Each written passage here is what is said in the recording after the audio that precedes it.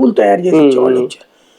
ఈ తమ్ముని తీసుకెళ్ళిపోయేసి ఎవరైతే ఈ అక్కడ టీచర్గా కొత్తగా ఇతని తరపున పనిచేస్తున్నారో అతని చేతికి ఇస్తే అతను ఆ ఫింగర్కి తొడుక్కుని రోజు దాంతో పెట్టేసేసి ఆ తర్వాత జేబులో పెట్టుకుంటే అయిపోతుంది. సేమ్ ఫింగర్ ప్రింట్ పడిపోతుంది అక్కడ.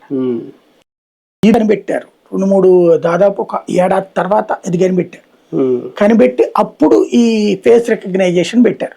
ఫేస్ రికగ్నైజేషన్ పెట్టిన తొలినాళ్లలో కూడా ఇంట్లోనే కూర్చుని ఫేస్తో ఫోటోలు తీసినటువంటిది ఉంటే లేదు నువ్వు స్కూల్ బ్యాక్గ్రౌండ్లో ఫేస్ రికగ్నైజేషన్ ఉండాలని పెట్టారు. దాంతో ఇక ఆ తర్వాతన ఆ కోపమే జగన్ ప్రభుత్వం దిగడానికి వన్ ఆఫ్ ద రీజన్ అయింది టీచర్ల వైపు నుంచి.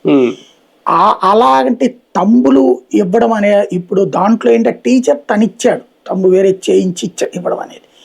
ఇక్కడ ఎవరిచ్చినట్టు వీళ్ళకి ఇప్పుడు మనకి ఆధార్ తీసుకున్న రోజున 5 ఏళ్ళు ప్రింట్ వేయించారు అక్కడ మనతో 5 ఏళ్ల ప్రింట్ వేయించారు. ఈ 5 ఏళ్ల దాంట్లో మీకు అక్కడ ఈ రిజిస్ట్రేషన్ ఆఫీసుల్లో మినిమం 2 చేస్తారు, ఒక ఫింగర్తో చూడరు, అది రెండోది కూడా చూస్తారు. చూసిన తర్వాత ఆ మొత్తం 5 ఏళ్లలో 2 చూస్ చేస్తారు. నేను చూసిన దాని ప్రకారమే దాని మీద 2 సార్లది ఓకే అయ్యాక రిజిస్ట్రేషన్ జరుగుతుంది.